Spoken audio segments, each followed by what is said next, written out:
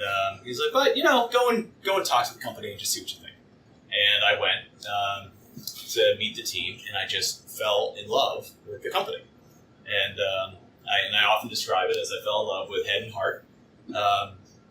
Kind of as the business geek in me analytically, what SendGrid had figured out how to do, which I thought was just remarkable, having spent 20 years in enterprise software prior to that, was build a go-to-market model, an engine that had, at the time, developers that had a problem. They knew they had a problem. They would look on the interwebs, find the answer to it, end up on SendGrid's website, and try the product out. Like it was so easy to use and adopt. They could drop the code into their application, and once it worked, they put a credit card in. And that to me was magic. Having been in enterprise software for a long time, the history of enterprise software since the 1960s was we went function by function, first HR, then finance, manufacturing, sales, right? Kind of went up the chain. And every single day, it was always you found a problem space, you built a piece of software, and then you hired an army of field salespeople, and they went hunting and tried to go find customers that had that problem, and went through 6 to 12 month sales cycles and got a CIO or IT organization to sign off on a 6 or 7 figure deal. Like that was what we did for literally 30 something years. And I'm sitting there interviewing at SendGrid, and I remember vividly asking them, I was like, so, what's our sales team look like? And they said, well, they're right over there. And they kind of pointed, literally, there were like 5 desks. And like, well, how does that work? How many do you have? They're like, well, literally, there are 5. We have 5 quota-carrying reps. Like, that's all of it. Like, yeah, all inside sales. I said, yeah. I said, but I've done all the diligence because I take this, this CEO thing kind of seriously. I'm putting my personal life into it. So I had a whole a data room to do my diligence, and I poured through all the numbers and the financials, and I'm like, but we're adding like hundreds of customers every single month. They're like, oh yeah, it's about 1,000 customers a month that we add at the time. I'm like, with the 5 people over there? And they're like, oh yeah, 99% of them never talked to a salesperson. That to me was magic. I mean, literally it was just magic. As a guy who spent 20 years in enterprise software. So I fell in love with it analytically as a business guy. You could just look at it and be like, okay, the percent of revenue spent in sales and marketing versus the traditional software company, it's like half. I mean, it's just a whole set of things that are pretty magical about it. And then the hard part was these 4 H's. I mean, you'll see them; they're up on the walls everywhere. You can't be in a SendGrid space for more than 5 minutes without noticing happy, hungry, humble, and honest. And those 4 qualities and traits I found deeply real in every human being that I met. And in particular, and I say this often, you're supposed to say I love all my children equally. For us at SendGrid, I would say for me, the humble H is the one who's most distinctive. And I really find that our teammates that has been just in the DNA of the company from day one. The guy that I was referring to earlier over at Citrix, Mark Templeton, a guy who took Citrix from a $50 million company to a $3 billion company over a 21-year career. Extraordinary businessman, extraordinary leader, and one of the most humble people you'll ever meet.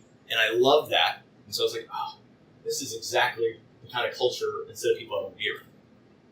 Except for this whole thing of it was 2,000 miles away, or 1,500 miles away. And that took a lot of, and so I turned the job down twice. And then ultimately it was my wife, who is much, much smarter than I am. And I say that where Brian will attest. People that is very smart. People that know both of us. It's actually not close. She's in fact runs intellectual circles around me. And I said no twice to the job, but I kept coming back to it because I fallen in love with the company. And she finally said, honey, in the most patronizing and loving way that only a spouse can, honey, you seem to be struggling with this question. Tell me when you want me to tell you the answer. And I was like, yeah, okay, go ahead. Right now would be good. And she said, I've known you for 20-something years. I've never seen you this excited about a company or an opportunity. I don't know how we're going to make this work, but we'll make it work. We'll figure it out.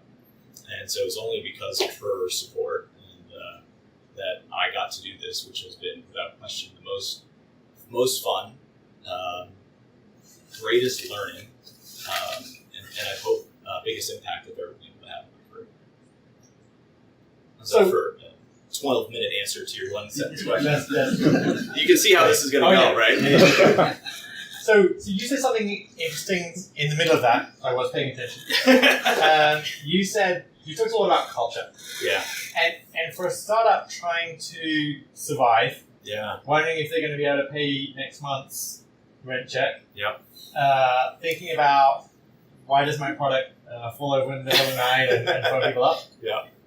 It seems like if you're in a big company, culture is something that's easy to talk about. Yeah. When do you think you should start looking at culture, and what priority do you give to it? Yeah. I say this with deep sincerity. And my last startup, I don't think we did enough of it early when we had 5 to 10 people, and I wish we would have. I think SendGrid did it very early, and has benefited immensely from it. And so I would argue that the sooner you can do it, the better. I appreciate that when it's less than 5. It's interesting. I believe personally, like I'll put it this way, if I were to ever go to a startup again, I would be doing it on day -30. Like I would set it out, I would write it down and it would have to be reflected with me and the founders that I wanted to work with, because I do believe cultures are permeated from the initial founders and leaders. And if any of you have ever had the pleasure of meeting our 3 founders, Isaac Saldana in particular was the principal founder. It was his idea. Isaac is one of the most deeply humble, wonderful human beings you'll ever meet. And so I would say do it very, very early. I'm sure I've heard counter arguments to that where they would say, you want the early culture to be defined by some of the early team, and it's going to take it on a life of its own, etc. My personal view on that was I would not be that passive with it. I would not I wouldn't get to 5 or 10 and then try to shape the culture around the 5 or 10 you got. I would be on day -30. This is what I want this organization to represent. This is how I want us to do our work together. And I often say at SendGrid, how we do what we do matters every bit as much as what we do. And set that out from day 0. And I know it sounds like a luxury or something that could wait. And I just believe deeply, kind of the corollary to this is that every hire you make is the most important decision you make in that early business. And so if you're not thoughtful about the values and the culture that you want reflected in the company you are building, you're not going to be able to do that. Right? You'll get a set of people who are skilled in certain areas that your business needs, your startup needs, but they may not be the culture that you want to have over time. And it's a big, giant talent pool out there. You don't have to sacrifice. You need, I argue, we talk as gridders all the time about we have to hire people who are both exceptionally talented and exceptional culture fits, and one without the other is irrelevant to me, and I don't care which one. So that sounds great, but how do you do it? Thoughtfully. I think it has to be authentic. I would say that. I think the reason it worked at SendGrid was that it was deeply authentic to Isaac. But just again, if you've ever met the guy, he is all those things. But when you're interviewing someone, how do you prepare and think, what do I want in my team, and how do you execute that in an interview? So, I'll give you some examples from what SendGrid has done. So first off, we're actually very specific on, well, what do we mean by happy, hungry, humble, and honest? There are people that have lots of different interpretations of what those things mean. So we write out 2 or 3 sentences about each thing. Every interview loop for a candidate that comes through SendGrid will have usually 4 or maybe 5 people, but there are at least 4. Someone takes happy, someone takes hungry, someone takes humble, and there's literally a set of questions that we have come up with that we believe helps us elicit whether or not we think these people are going to be good culture fits against each of those values. I'll just give you one example with the humble H. We will ask in the whoever is on point for the humble H question will ask questions like, please share with me one of your greatest accomplishments in your career, something you're most proud of. And then we'll literally sit back and do a pronoun count. How many times do they say we? How many times do they say I? And it's just a super simple test. And sometimes people will be like, "Oh, come on, you asked me my personal accomplishment." I'm like, yeah. And people who are wired for humility will always start with, well, I was really lucky to be a part of this team. We did these amazing things, blah, blah, blah. And those who are more individualistic, and there's nothing, and again, and I make clear to everyone I speak with, it's not that one is right or wrong. It is just what we are trying to self-select for. I have worked with so many extraordinarily talented software professionals who would think of SendGrid as their seventh hell, who would hate it here because they are they are unbelievably off the charts talented. And they know that. And they know that they're unbelievable top performers and they can go make stuff happen that very few other humans can. But that wouldn't work here for us. And so, anyway, so I think you have to be very intentional about the values, and then I think you have to be incredibly rigorous and diligent in the interviewing of people for them. And if you compromise on those, you do so at your own risk. It's especially at the stage of 0 to 10, 10 to 50. You just can't. I would just so strongly urge you. I know, and resources are constrained, and you need help. You need to fill that seat, and it's always going to be tempting to hire the person that is like, well, I don't know if I think they fit in perfectly, but when I really need them, and they're really good, and so let's just see how it goes. And I want to make. By the way, I also want to make sure I'm clear. When I say fit in, I don't mean. I really always found there's always like a quip of, would I want to go have a beer with this person? Or would I want to go sit in an airplane? I don't, that's not, when I say culture fit, that's not what I mean. Because I believe that people's values emerge in a whole set of ways, but it's not about do I think they're cool? Do I want to hang out with them? It's not that. It's, do you have these values, right? Like humility is a value that is not going to show up in do I want to hang out with you to watch a game or, that's just a different thing. But so I'd be very intentional about those values and then the way you go and search for them, and do not compromise. So you talked about searching for values. You talked about the 4 H's. Yeah. You talk about us as gridders. Yeah. What else do you do during the process to build the team and carry everyone forward? Because there are great times and there are hard times, and how do you deal with that? I'm really proud of a lot of the things that we've done to kind of, I would say, institutionalize the culture, because it's it can be straightforward to talk about values or maybe even to do a thing or two, but what we've tried to do is look at the entire employee life cycle in some ways, if you think of it that way, and figure out how are we embedding our culture and their reflection, and making it clear to our teammates that this is not just stuff for the walls. Like, we really, really care about this. So we do it, obviously, interviewing. Like, do not pass go, do not collect $200. If you get to SendGrid and are not a good culture fit, something there's a self-selection process that happens there on both sides. So that's step one. So then they show up. Within the first couple weeks, we do an onboarding, new employee orientation thing. Ours is a little bit deeper. It's 3 days, and we go through the whole business and the org and how everything works and our competitors and our position in the landscape, our value props, all that kind of thing. And then I always ask for the closing session, 45 minutes to an hour with every group. And the vast majority of that time I spent talking about culture with every new gridder, because I believe that if I can imprint on them very early into their days at the company that we really care about this, I implore them to internalize those cultural values. I'll make very clear that this is culture is not any person's job. No one person, as a CEO, believe me, I will be waving the flag of our culture. But what I think about culture is actually not very relevant, because to me, culture is literally the sum of the interactions of every employee in every office, in every hallway, in every conference room, in every email, in every phone call. And I'm present for about half of a percent of those interactions. But that's when culture emerges. It's how you interact with one another and the values that get reflected in those interactions.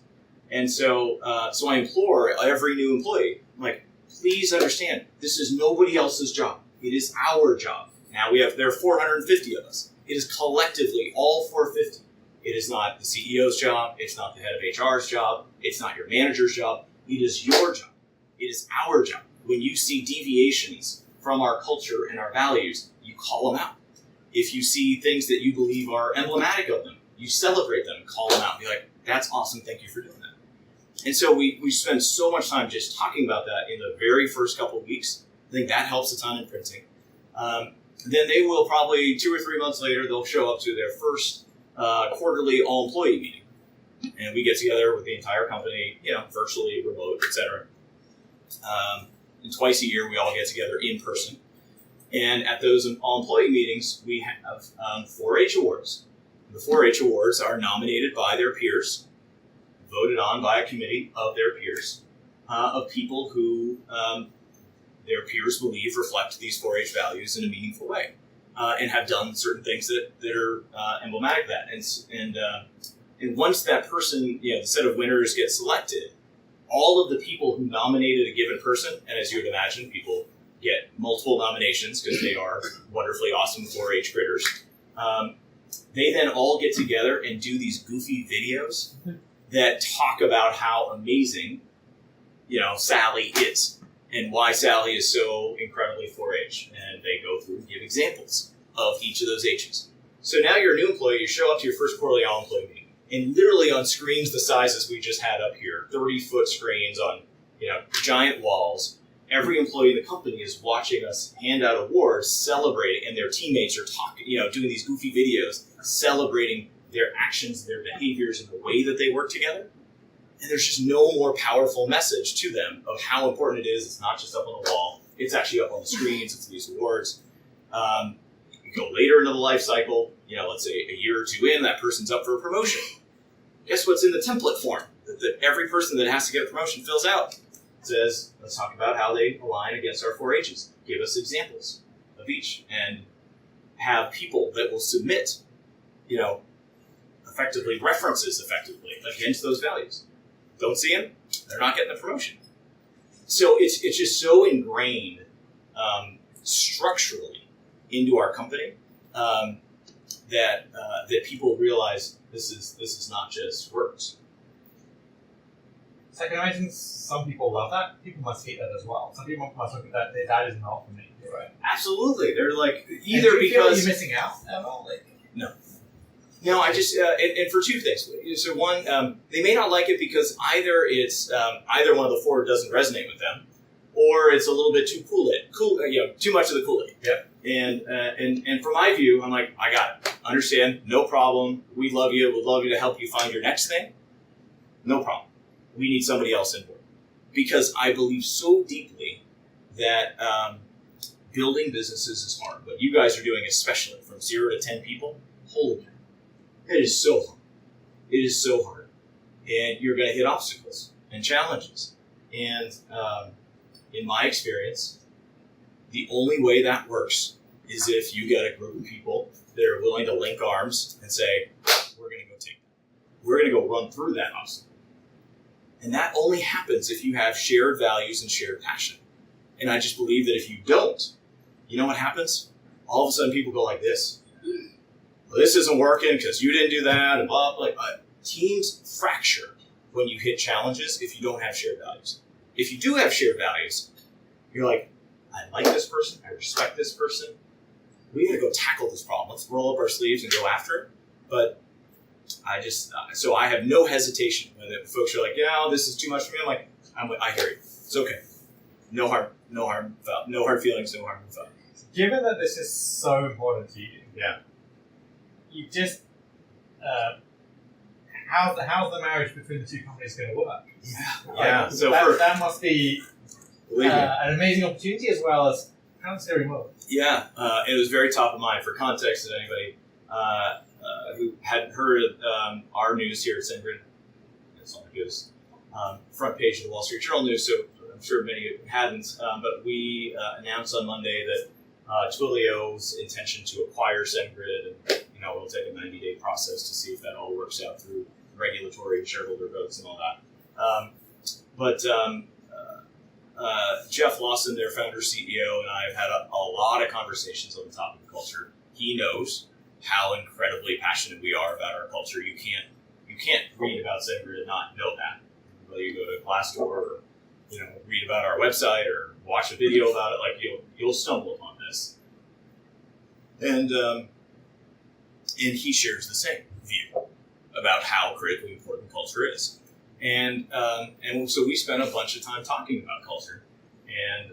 And thankfully, the two businesses, because of the nature of the way they were founded, the personas that we've been serving, the fact that we actually think of it as serving this developer community in terms of where the companies both got started, the soul of the cultures are incredibly similar. Like we have the humble age that I said is probably, I think, our most distinctive. Literally, they call them their 9 things. One of their 9 things is be humble. So when I think of like the core values, like the things that matter most to us, they are perfect. Like there's no daylight between us. There's no daylight. It's exactly the same. There are differences. Like on the edges, there are going to be differences, and we'll have to go work through those.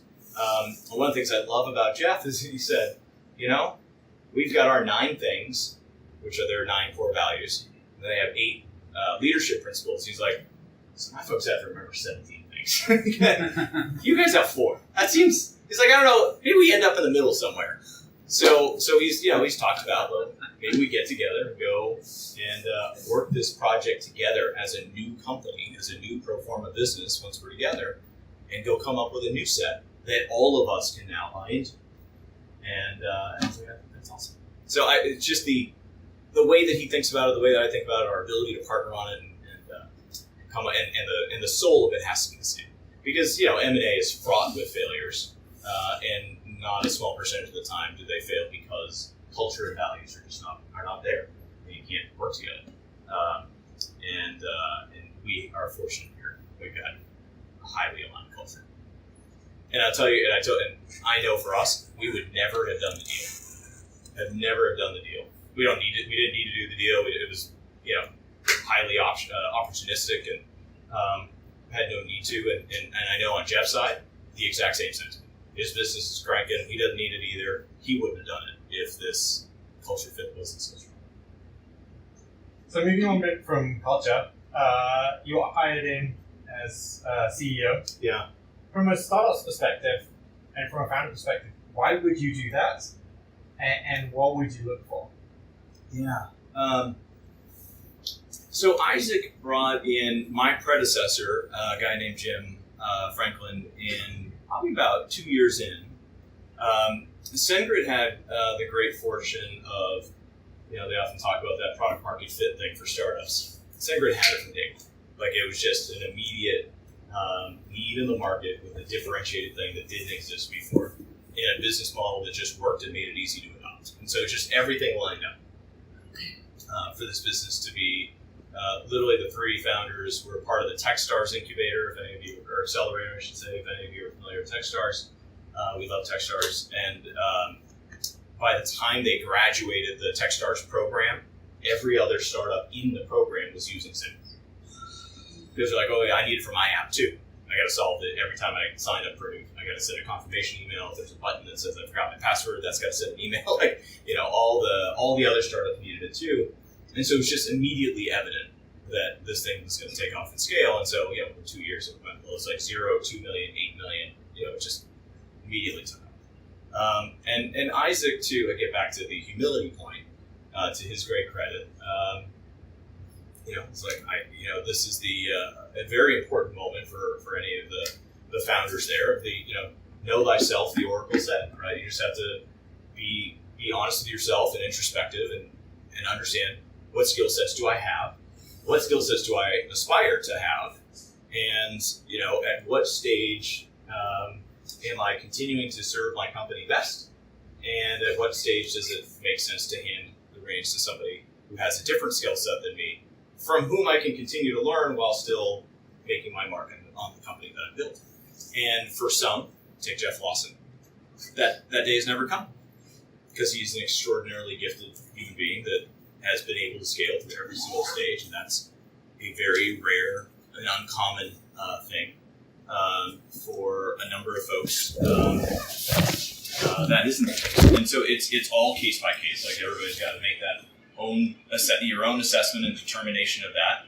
I would say be very honest with yourself and probably have, if you get to the stage where you're taking outside money and have board members or advisors, if you're not honest with yourselves, somebody else will be, for better or for worse. And so you need to just think about that. And, I know that there are a lot of ways around it. There are a lot of ways to staff up teams and people and experiences around you, whether that's advisors or other leaders in the business who have done this kind of stuff. If you've had a bunch of experience doing other entrepreneurial ventures already, terrific. And you probably better suited to keep scaling it. But I do believe deeply that there are different stages of a business's life, and the skill sets required at those different stages are different. And certain individuals can do all of them really well, and others are optimal for different stages. So I would just be honest with yourself about which one you think you are. So you have managed to very successfully scale this business. What are your tips for scaling a SaaS business? Let's see. I'll give you a handful that I think are important. If I were to go back and do something from scratch, how I would think about things. One is, in the very early days, I would, Andreessen has always had that great line around product market fit, right? Where it's just, you've hit on something that is in such demand, there's such an unsolved problem, that it's all you can do to keep up with the game, right? In a TAM that's massive. I don't know about you, having done my last startup, that's not often the case, that we end up in that magical world of product market fit out of the gates. And so one of the things I think about, would encourage folks to think about it as the intermediary step to that is product buyer fit. In particular, in the age in which we are building businesses, which is very different than when I started in the mid-90s. Back then, it was all the CIO and the IT org controlled the purse strings and so on. But and if you're doing something B2C, this is obvious. In a B2B landscape, though, being maniacally focused on a persona, on this is my buyer, this is the individual. Is there an individual that can actually make a decision around wanting to buy this thing, and is there some way that I can actually allow them to pay for it without having to go up 4 levels of the hierarchy? And I think that was just one of the things of magic that SendGrid had, that Dholakia had, a number of companies that, if you were to go through the roster of incredible SaaS businesses, there are a fair number of them right now that exhibit this, what I would call a self-service SaaS model. Right? Think about Atlassian, Jira. Right? That's a product that's bought, not sold. SendGrid, Twilio, Stripe. You go through a list of them. Shopify. Somebody, entrepreneur goes to a website and says, I need an e-commerce site.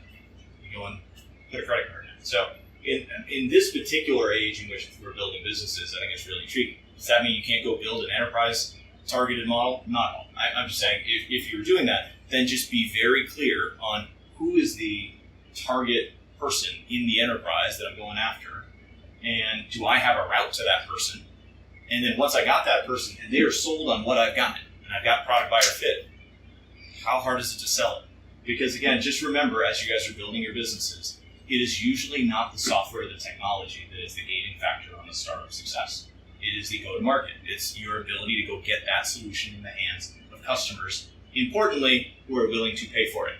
That last ... who are willing to pay for it, is the thing that actually matters the most. And so, unless you're Facebook, there are exceptions to that rule, but in general, having people that love your product that can actually pay for it is crucial. So that would be one. Product buyer fit and being maniacal about a persona. We talked about culture. I really believe getting that right early will help you scale. Recruiting. I am crazy passionate about recruiting. Who's on our recruiting team here. I just think it is so often misunderstood and misprioritized by startups as my catchphrase is usually thought of as an obligation, not a privilege. And it has to be thought of as a privilege.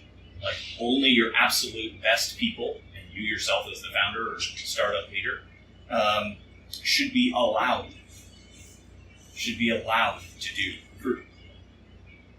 Because just think, if you go back to my previous comment, I deeply believe the most important decision your business will make any given week is, who did you decide to hire next? And if you believe that, then you only put your absolute best people in front of that candidate. Because you know what the best people want to work, who they want to work with?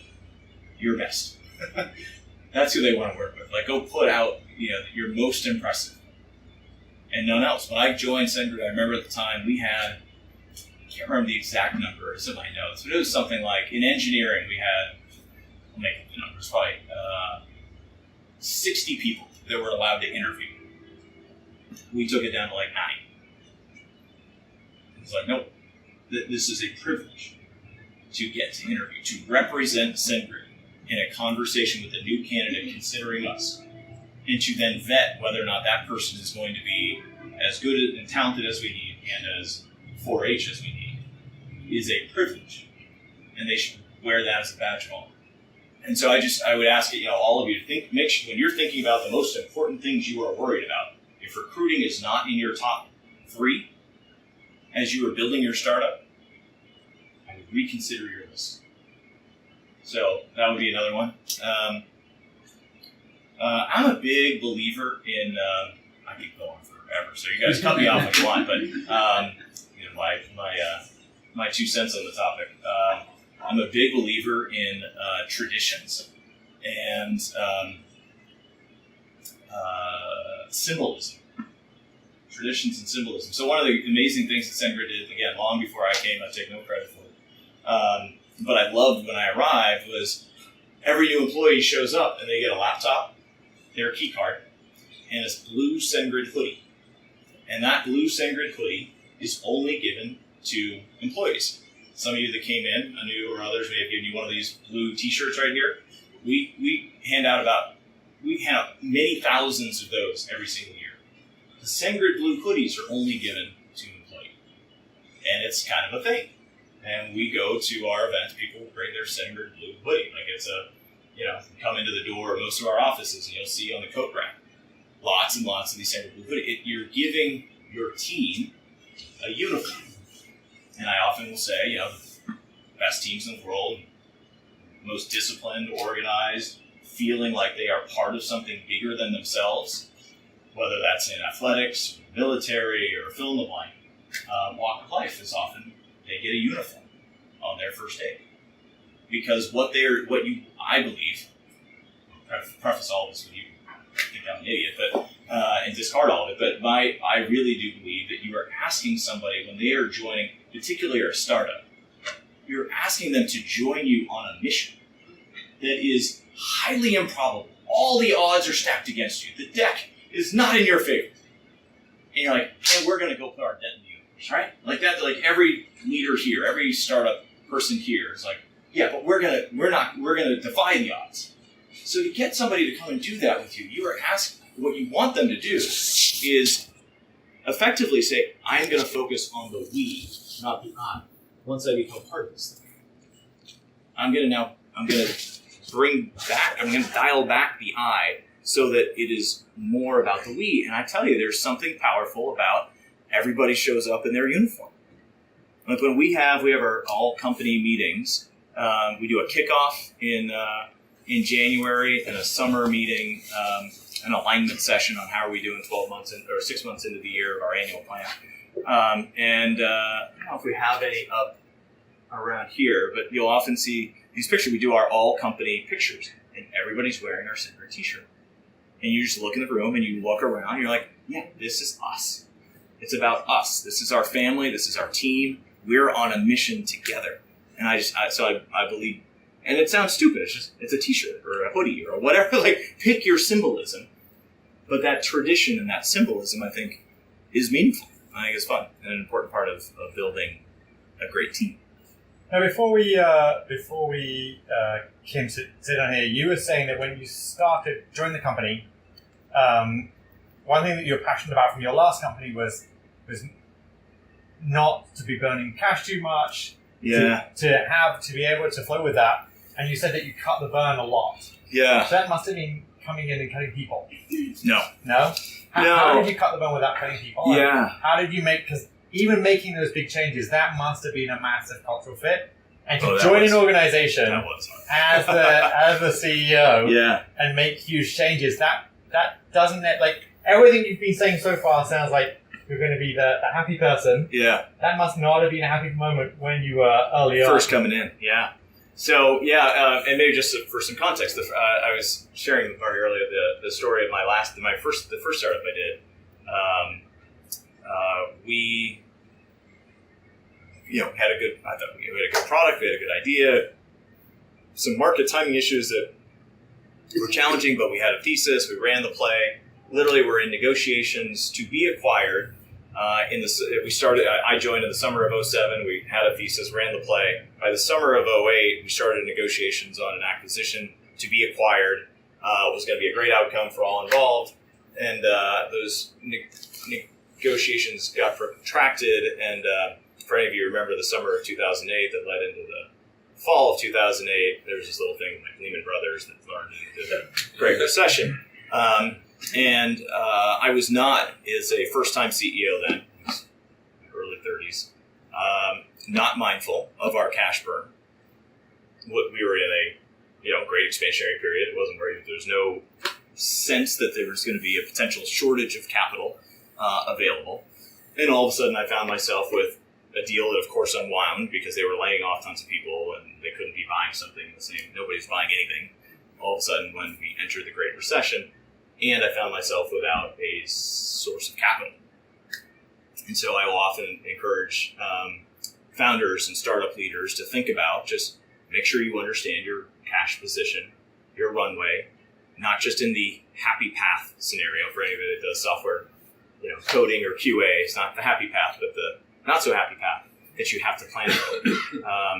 What happens if you lose your biggest customer? Or what happens if all of a sudden, the stock market drops 30%, and because we are in the longest expansionary period in the post-World War II era, these are cycles. We've seen them before.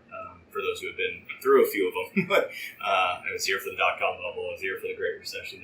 They're a thing for 6 months, and you just don't want to be caught on your back foot. You want to know how to plan. So, anyways, after that experience and we managed through it. They were 2 very painful years. We had to get creative. We went to the party that wanted to acquire us, and they said, well, we want to get married. We can't get married, so let's get engaged. You want our product? I need cash. Let's do a, multi-million-dollar prepaid OEM royalty deal. It's very complicated, but we managed our way through it, but it wasn't easy. And I would not encourage any of you all to put yourselves in that position. So just think about that as you're planning for your business. But yeah, so when I got to SendGrid, we were burning $13 million a month. $13 million a year, a little over $1 million a month, on what was then about a $30 million business.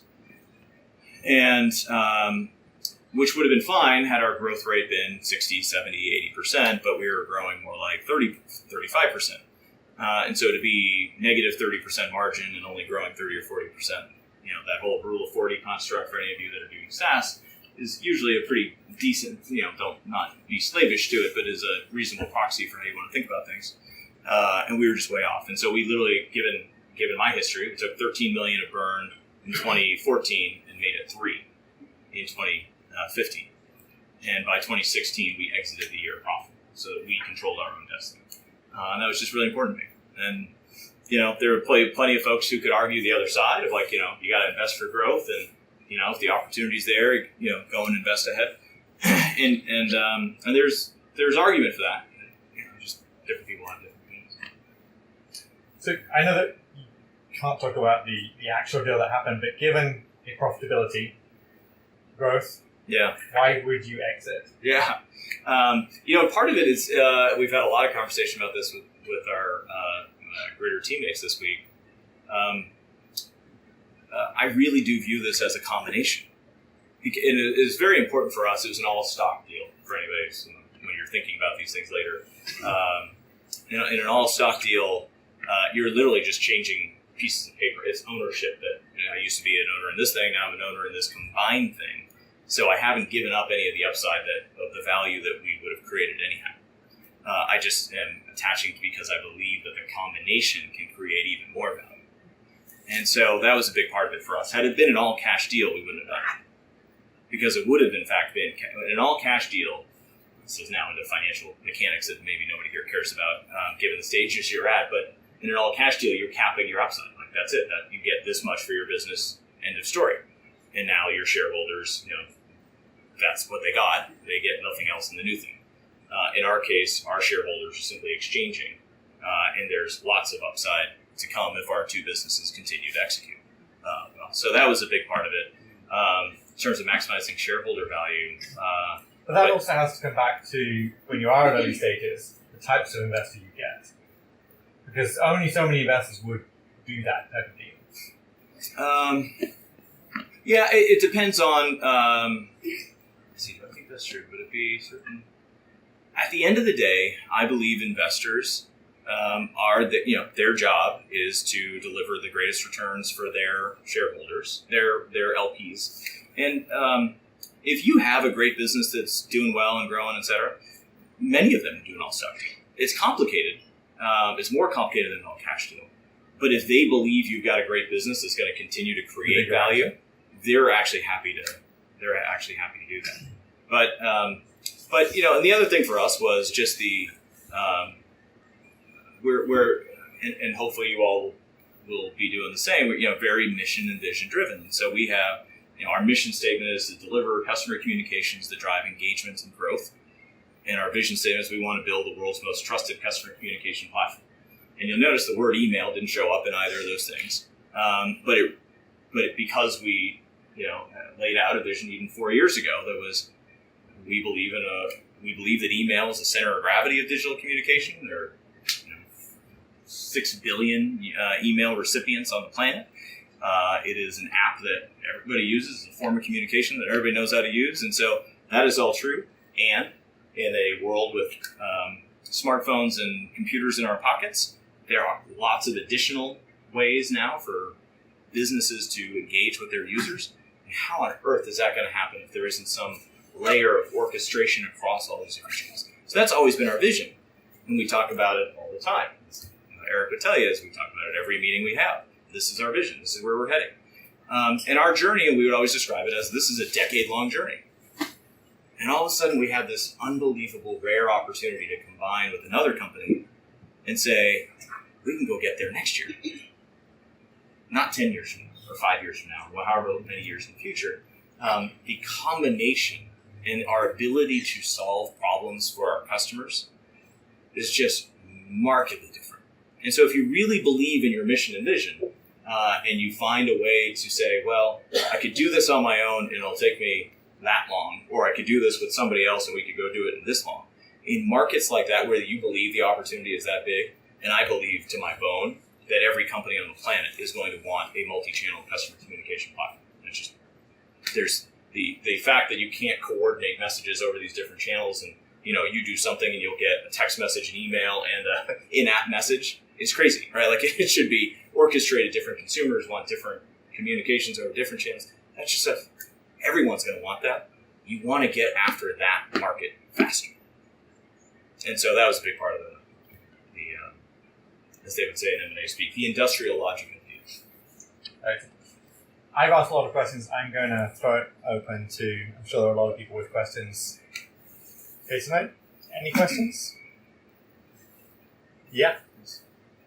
Thank you for the session. So the culture that you have, the hungry, humble, honest, was it something you developed or was it already part of the culture? Yeah, no, it's a fun story actually because it was here long before I arrived. And I was drawn to it. That was the heart part of my joining. Was like I love these 4-H's. And I remember on my first day, one of the gridders came up to me and said, "So, what are you going to do with the culture? So not the 4-H's, but the 7 whatevers or the 9 things or what's your thing going to be?" I was like, no, you misunderstand. I'm joining your culture, right? Like I believe, like when Bill and Dave at Hewlett and Packard, hung it up. It's not like the HP way was, the next CEO came and was like, yeah, that HP way thing, whatever. Let's go come up with something else, right? Yeah. Right? True. It's embedded in the DNA of the company, right? And you're joining that. And so for me, I was very fortunate that this company already had a deeply woven culture. I just think for me, the thing that I felt I needed to do was add some granularity to it. So we had the 4 H's. There just wasn't a lot. A big part of when I joined was I just went and had meetings with literally every gridder in the company, either one-on-one or in a small team setting, or happy hour, or lunch, or a dinner, or breakfast, or whatever. And I would always ask them the same set of questions of, what do you want me not to screw up? Like, what are we doing really well? And what are the things that you need from me most? Like, what do we need to change and get after the most? But all of them would say in the don't screw up was the culture. And then I would ask, the follow-up questions around like, okay, so help me understand the culture better. Like I got the 4 H's. So, what does happy mean to you? And I would get 5 different answers when I asked the question to 5 different gridders. And so that was, that's where we went through the exercise of actually writing it down. Like, what do we want each of these H's to mean? So there were tweaks, I guess, in some ways where I felt like it was important for me to define, like, this is what I want these things to be for our company. But I was fortunate to inherit it.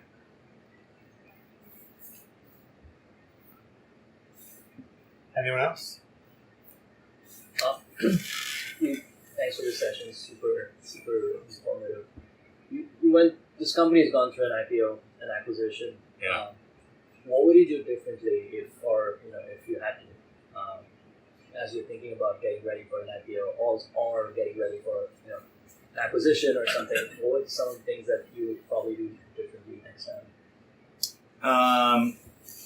I would have invested more for faster growth over the last couple of years.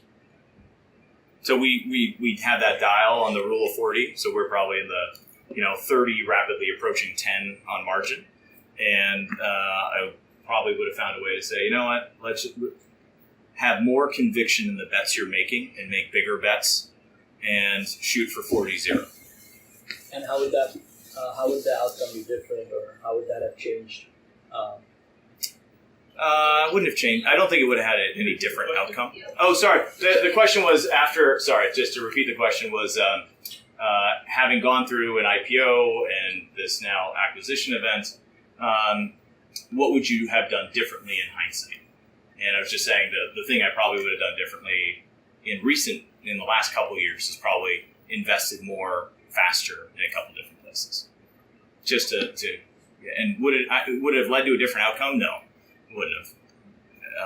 But it would have got, because again, I'm just the mission and vision. It just would have gotten us there faster, just faster. As you've grown different offices, how have you managed to invite more people everywhere? How do you keep different teams on culture? Yeah. Well, it goes back to that systematizing, that embedding it in the structure of your employee's life cycle. Everybody goes through that regardless of the office they're in. So we hire somebody in London, they're coming over, they're gonna the interviews they get, or whether it's there or they're going to go through the same set of 4-H questions. They're going to come to their new employee orientation. They're going to hear my 45-minute diatribe on the topic. And so you just do all the same things. So it seems like culture is paramount, and then performance is paramount too, right? Reducing the number of people who can interview. And is there ever a conflict between the two? And the question for everybody was, is there ever a conflict between the desire to be maniacal on culture, but also wanting the absolute best talent?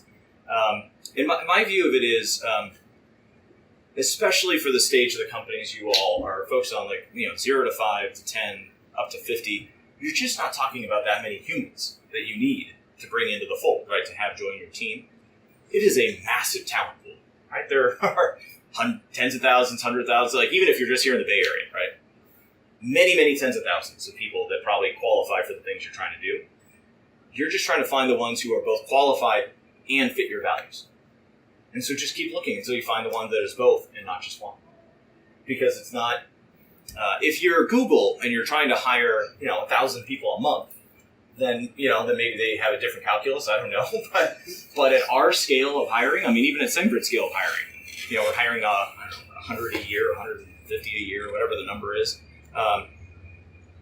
You can find 150 humans that are both really great at the role you're trying to fill for and are great culture fits. And you just have to believe that deeply and be diligent about it and be willing to pass on all the great ones who are not good culture fits. Do you mind if I ask a follow-up? Okay. So let's assume that you have somebody in and they, you realize that they handle the situation and it's becoming repetitive and they're a top performer, your numbers are going up because of that person, and you're going to have to do real damage to the company to let them go, but you've figured out that they're not a good fit. Yeah, and you can't coach them. And you've tried. You've tried the feedback and nothing's changing. Nothing's changing. Yeah, you gotta make the change. In spite of what it will do to. Yep. And my strong belief in that is that oftentimes those folks, I think it's actually on both fronts, are overvalued for like what you think they are uniquely doing versus putting somebody else in the seat also could go and do, and you're undervaluing, what's the word I'm looking for? Underestimating, thank you. Underappreciating how much damage that set of behavior is doing in your org. And once they're gone is when all the truth comes out. The truth won't come out when the person is there and they're performing well, etc. You won't hear it. The second they are gone, you'll have people coming to your office and saying, thank God that you did that. Because, it's just this was bad and that was bad. And we had this meeting. There's so much friction. We could have gotten it done twice as fast if we didn't. So that's my humble 2 cents. I obviously don't know the specifics, so always your judgment better than mine. But I wouldn't be reticent to make that call. Given that people are trying to therefore also hire people who are going to fit the team, how has that mapped to including diversity within your team? Have you found that they tend to hire people just like them, so you get just like that, or do you end up with a diversity and inclusion? Yeah, we feel really strongly on the D&I front. It's really important to me personally and to the entire organization. Well, actually, again, long before I arrived, it made it a big point for me. I just felt like our leadership team had to reflect that. When I joined, it was myself and a set of white men, and maybe not too surprisingly, and now we have 3 female executives, an African American CFO, myself, and now actually the minority are the white men. And so we did this. We try to do the same thing with our board. Like, I really care about this. And when we were doing all of our executive searches, the search firms didn't like me all the time because I would just make it a requirement of the executive search that not that we would hire someone of a diverse background necessarily, but that the pipeline had to be representative, had to be balanced. And they would all say, I really admire that, I respect that, we think that should happen too, but, just gosh, for this kind of role in this environment, it's really hard to get a balanced pipeline spirit. I'm like, I know it'll take longer. And they're like, yeah, it's going to take longer. And they're like, don't you want the person sooner? I was like, yeah, but I'm willing to make that trade. So as a search firm partner, you can make the decision of whether you want to take the job because it'll take longer. And we just did that. And it worked, and and in every instance, I would tell you, we chose the absolute best person for the job, the best human. Not just, I never wanted any of the folks on my team to be like, oh, I got the job because I like this background or this gender or this whatever. I'm like, no, we always hired the best person. But it turns out that if you have a diverse pipeline, you'll actually hire a reasonably diverse balance mix of people. But when it comes to the 4-H's, so when I think about diversity, I don't want any diversity of values. I don't. I want diversity of everything else. Diversity, not just of the usual gender and ethnicity and religion, sexual orientation, any number of the diversity of perspective, diversity of thought is really important. Diversity of values is not one of them. That's one D I don't want. I want all the others, just not that one. Okay, I think one more final question. So shifting gears a little bit, you said that when you first found about SendGrid, you fell in love with the business model and the product market fit. Yeah. But can you talk about the decisions you had to make since then to now, to this milestone, to get it where it is? Yeah, there was, I'm not going to lie, it was a bumpy 2014. I joined in October 2014. Q4 2015 were rough. They were rough. So it's let it never be assumed that it was all easy and hunky-dory and all these platitudes sound really great. Our attrition rate in 2015 was 24%. We had a lot of changes, right? Like you got to make a lot of changes when you're trying to we were at, from 0 to 30 was a stage. And we're like, I think this thing can be a IPO and beyond, built to last business. We were not going to get there with what we were doing. And so the number of things we had to change was everything from how we talked about culture. We had, I remember in the early days, I would say, I see hungry on the wall. I don't see it in action. We are over-rotated on happy and under-rotated on hungry. And nobody hands you a $1 billion business.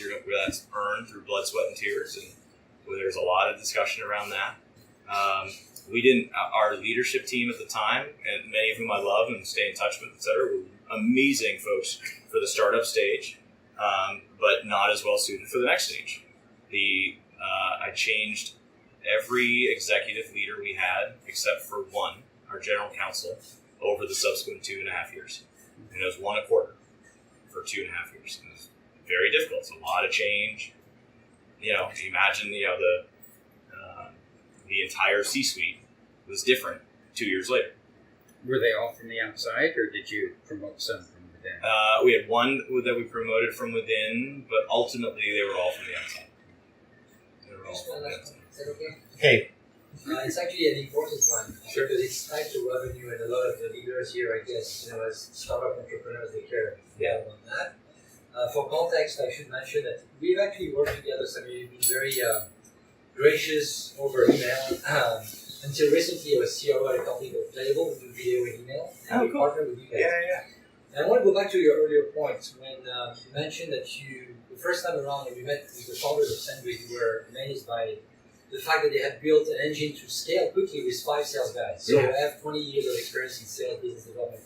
And I want to go back to that because I do feel that this whole concept of, which you touched on, of self-service has dramatically disrupted the way we sell today in the software space. Yeah. So I'd love to have your perhaps your candid outlook on the future of, executive sales, BD guys in the Valley or in the world in general. Because the reason why I recently quit, it's now official, Playable, is because I told the CEO, look, I want to be honest with you, I think you need to double down on the engineering, make your platform self-serve, free, try to monetize on top. You don't need a guy like me to build a direct sales team. We appreciated that very much.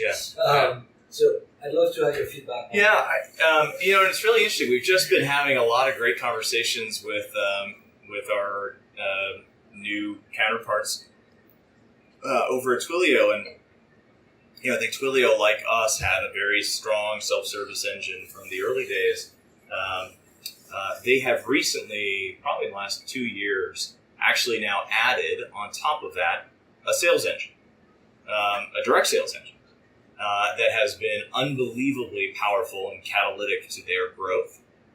And so I do believe it can be an and. I don't think it necessarily has to be an or. I think there are some magical unit economics that come from the self-service model. I actually think that what Twilio has done is quite possibly the best of all worlds that I have not yet seen another company quite replicate. To my knowledge, I'm sure there probably are.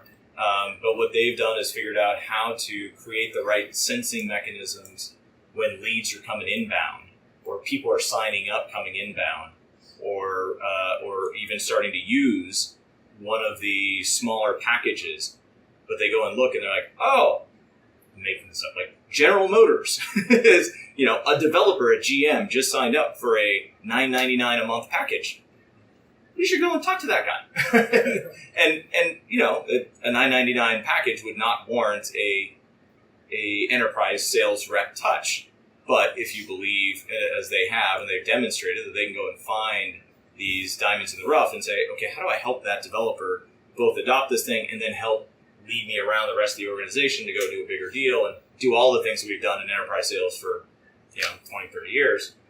That's actually a very powerful model where you blend the two. You get the self-service engine for all the get started, make it easy, make it a platform, easy to adopt, and then you bring in the best of what you've done for. Yeah, that's great. Thank you very much. Not at all. My pleasure, guys.